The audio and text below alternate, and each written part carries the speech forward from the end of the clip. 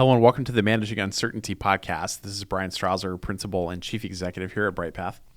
And I'm Bray Wheeler, Senior Consultant here at BrightPath.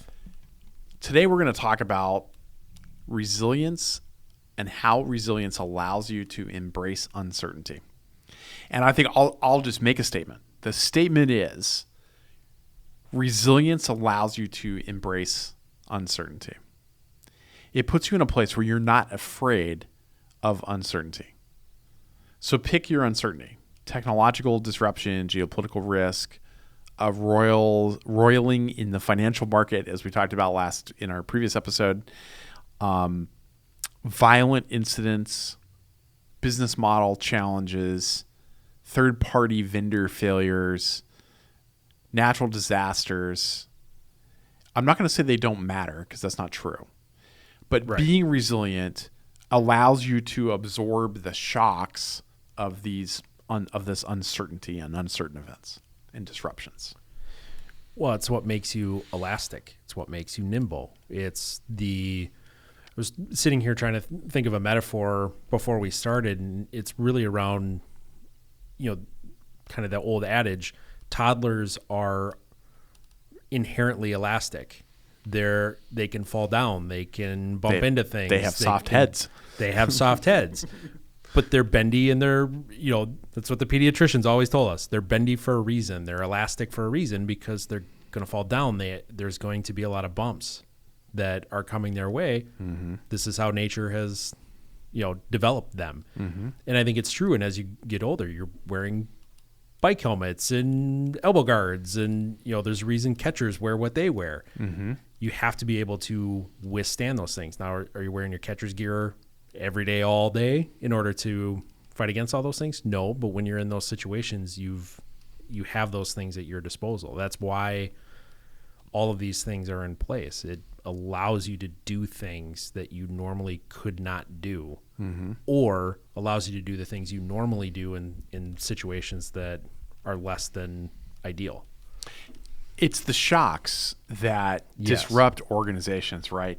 Scares people. It scares people. They don't know what to do. They don't know how to react. And it's natural. It's the natural emotional reaction. It's human nature. It's the fight or flight thing, just in your professional life, but it still applies. It's this thing that happens. I'm taken back to 20 years ago at our former employer, where we would have these massive ass hurricanes come in. Yep. And there wasn't a good process. There weren't good plans. There was no way to organize what was going on. And then they built a crisis capability. They built a global security operations center, a command center. They established some accountability and responsibility for these things. And then suddenly, it's not that they weren't a big deal. They were. The swirl stopped, right? Yep. Because there was a way to deal with it. The company became more resilient, at least to that kind of shock. And then over time, built capabilities to deal with other kinds of shocks, right? And you get to the point where you got an all hazards approach. You got a constant way of dealing with crises. You got the facilities and the capabilities and the expertise to deal with it. These aren't such a big deal anymore. Well, I think that's a good example too, in terms of, it's not that those hurricanes diminished in any sort of impact, scope, and in some cases they got worse. We saw some of the worst hurricanes happen, but the confidence within the organization was so different that it changed the ability of the organization to rebound. And in some cases, put our former employer ahead of the game in terms of the competition to be able to mm-hmm. do things that they couldn't do. And they knew that, to just continue on this example, they knew that no matter what the incident was, if I followed this process, I had a way of dealing with it. I had a way to collaborate. I had a source of truth. I had a single source of truth. Yep. I had a way to make decisions. I had a way to escalate decisions, as long as I followed the process. And the process allows us to do the things we need to do to solve the problem. It doesn't prescribe X, Y, Z to but everything. it helps you get to the answer. But it gets you to the answer because all the players are at the table. It's getting the right people in the right room to make the right informed decisions. I'm reminded of this conversation, the lecture that I'll never forget, when I was in the Harvard MPLI program from Dr. Dutch Leonard. Yeah. Where Dr. Leonard we were talking about national scale disasters, and his context was really natural disasters because that's what his kind of expertise was. But really, it could be any cause of disaster. And I remember very specifically Dr. Leonard talking about these things that you know are going to happen, you plan for. And because you know they're going to happen, you can write super detailed plans about these things. You can say, Frank needs to do X, Y, Z in the first 30 minutes, and George needs to do A, B, C, and whatever. Yep. That the challenge was, how do you deal with the things that you don't predict? How do you make sure that you've got a way to absorb those shocks, a way to deal with that through a consistent framework, and keep your head above the clouds, seeing what other threats were coming at you and how you were going to navigate through that? And I remember him specifically saying, because I thought about this during COVID, I even went and pulled my notes out during 3 years ago this month about this with COVID, and that was, there is no perfectly executable plan to a novel crisis. Correct. But you can have a framework to make decisions, to collaborate, to communicate, no matter how you got into that situation. And that's a huge part of resiliency, as we know. Well, it comes down to, even at the most basic levels, and kind of touched on this right at the start, but we do fire drills for a reason. We do shelter in places in a lot of parts of the country for a reason. We do tsunami preparations for portions of the nation for a reason.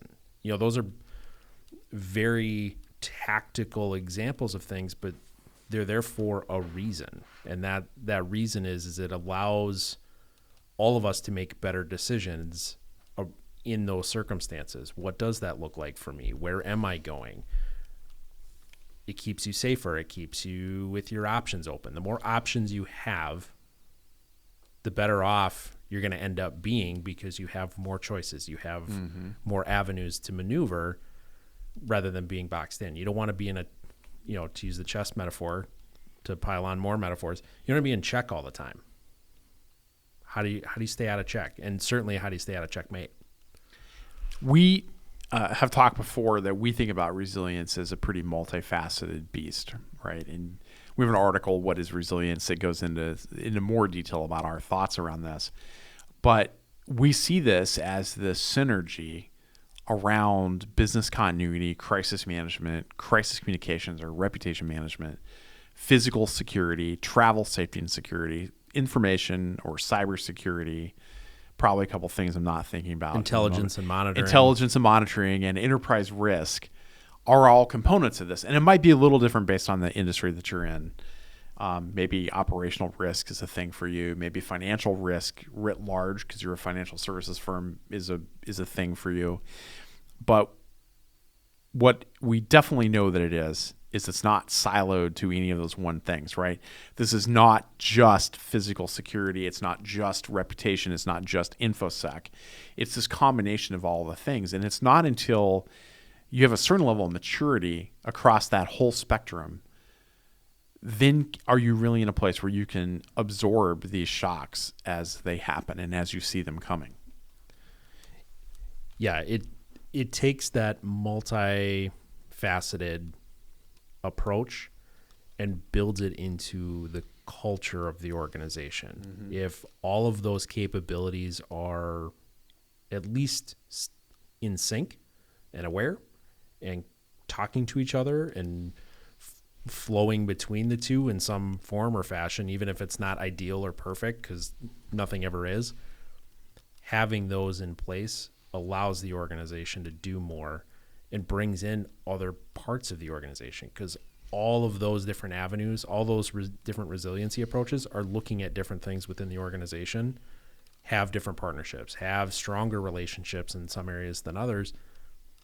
having those dynamics in play builds it into the culture. We always talk about culture when we're talking with our clients, that we can build you whatever plan you want, but if it sits on a shelf, it doesn't make you very resilient. It just means you checked a box. But if it's baked into the culture, it means you're doing those things every day, and it doesn't really matter what the plan on the shelf says. You're already doing those things. It just formalizes it for you. That's really where we've seen organizations that are most successful, is those that embrace it within the culture and use it to their advantage, and even start to realize there's information in those BIAs that we didn't know about before. Oh my gosh, I had no idea that you guys were doing this. They find out during a crisis, and all of a sudden that becomes the norm going forward. Mm-hmm. Those are the little things that end up happening, but it gets back to, is your organization embracing that, not just checking boxes? Are you elastic in the way that you need to be? Are you nimble in the way that you need to be? Is your entire organization thinking that way? Mm-hmm. Those are hard challenges to address, but the ones that do it, they last longer. There's a reason some of these organizations are out there for long time. They can absorb these shocks that happen, and you can't if you don't have these things. It will be the fire drill every single time if you don't invest in these areas. You're never going to be resilient against every single thing. No. But having this elasticity that you talked about, the toddler level elasticity, is really what you're aiming for, that you're able to absorb these shocks and you've got a way to move forward and deal with these situations. That's it for this edition of the Managing Uncertainty podcast. We'll be back next week with another new episode. Be well.